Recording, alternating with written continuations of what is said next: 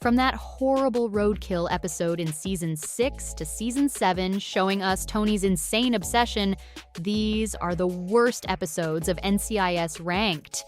This show's given us some iconic moments since it first aired in 2003, but not every episode is a hit with the public, and the horrible roadkill episode in Season 6 misses big time. The NCIS team is on the case of an officer's death in a car crash. But as they start investigating, they uncover a shocking secret. He was into underground street fighting and even had a side hustle selling stolen military equipment. Talk about living a double life. Their suspect list includes a shady lawyer, a ruthless fight promoter, and a widow out for revenge. That sounds like a recipe for disaster, right? Well, that's exactly what made fans absolutely hate Roadkill. One of the biggest problems they had with it was how predictable and cliché the script was. The plot just didn't have that wow factor, and it left fans craving something fresh and exciting. Also, let's be real, some moments were just downright unrealistic. I mean, a lawyer and a widow getting tangled up in underground street fighting? Yeah, not buying it, but that's not all. Fans were also disappointed with the guest stars' potential going to waste. Tracy Scoggins and Antonio Sabato Jr. are fantastic actors, though unfortunately, their characters fell flat and lacked depth. Fans were hoping for some gripping performances, but instead, they got the same old good guy catches bad guy trope. The episode was filled with missed opportunities, and the lack of humor, action, and character development immediately ruined it. People tune in because of NCIS's amazing characters, but the writers just forgot to show their personalities this time, and the fans didn't hold back in their criticism. Even then, I'd say they got off easy because the feedback for the Dead Reckoning episode was just crazy. In episode 20 of Season 6, Gibbs and the team get a request for help from none other than Court, one of NCIS's most wanted. But things take a turn for the worst when Court's accountant enters the picture, making this whole situation a lot more complicated. So, Court goes ahead and does his thing, after all. Killing two guys is no biggie for him. But things get fishy when he calls up Gibbs, pretending that the two dead dudes had shot each other, because that sounds believable coming from his mouth. So you can see why fans had some serious beef with this episode. First off, they found the whole storyline to be confusing and just outright stupid. Plus, including the accountant and the online game chat room felt super unnecessary. It was like the writers went a little too wild with their imagination on this one. And Court's character arc was completely ruined. The criminal has a history with Gibbs and NCIS, and he's been a force to be reckoned with in the past. But he was anything but that in this scene. So in the end, it just didn't live up to the hype. The Redditors spared no one when it came to calling out the showrunners. And you'd think the criticism of this filler episode would be enough for them to not try anything like this again. But just one season later, they were back with the craziest storyline in Jackknife. In Season 7, Episode 15, the team finds itself knee-deep in the investigation of a Marine veteran's murder. But like always, things go off the rail when Damon and Ziva go undercover as truckers. Yep, you heard that right, truckers. All the while, Abby analyzes the evidence from the crime scene and realizes that the wound was caused by a rare knife that only belongs to Devoisier. Add in a little subtext of Devoisier and Worth having a history, and you've got yourself a messy storyline. So it's only natural that it left fans with major road rage. From the poor execution to the predictable ending, it was honestly just a poor piece of television. And let's not forget the wasted potential of Paul Telfer, who played Damon.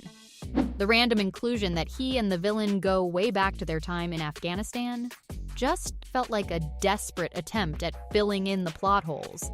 It was a standalone case that was quickly solved and forgotten. No memorable moments or mind-blowing twists to keep fans engaged. So how did fans react to this mediocrity? Well, let's just say they weren't exactly giving 10 out of 10 reviews on IMDb. In fact, the only thing that could have saved them was giving fans more scenes of Fornell and Gibbs together. But they managed to botch that up too. Still, if you thought the writers were done with the boring episodes, you'd be very wrong. Because thirst will actually have you thirsting for something better.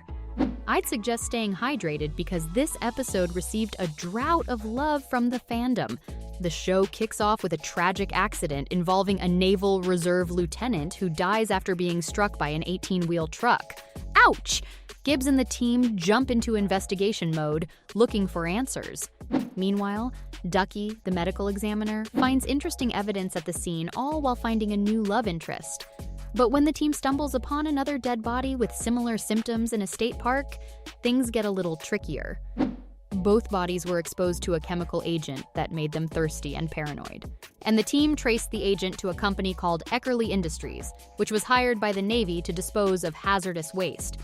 A little digging and a lot of betrayals later, NCIS finds out that the CEO of the company sold the drug to a terrorist.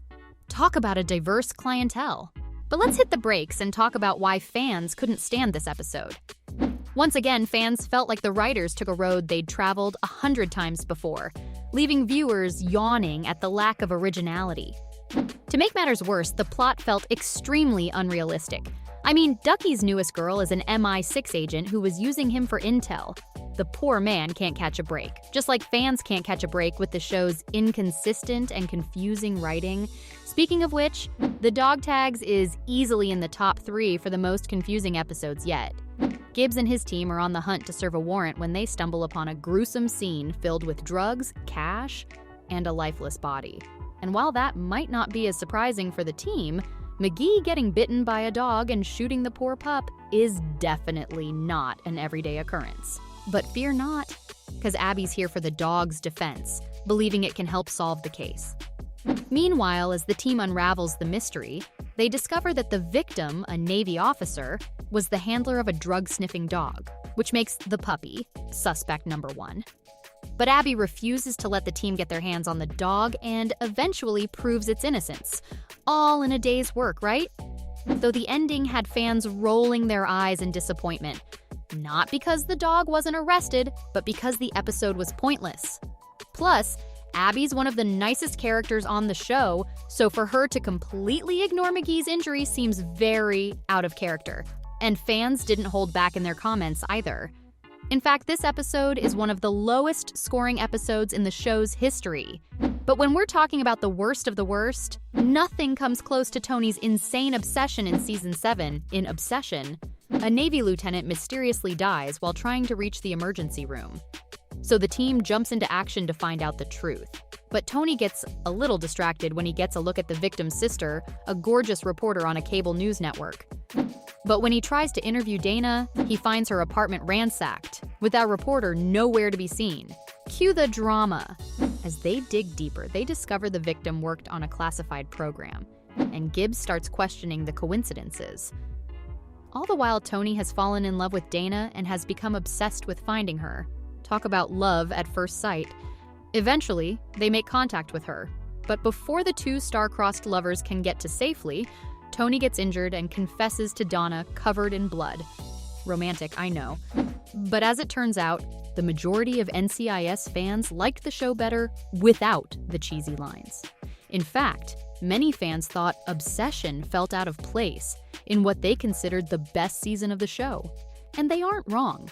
The writers really dug their own grave after releasing such an underwhelming episode, and expecting fans to ignore the sudden character arc change for Tony.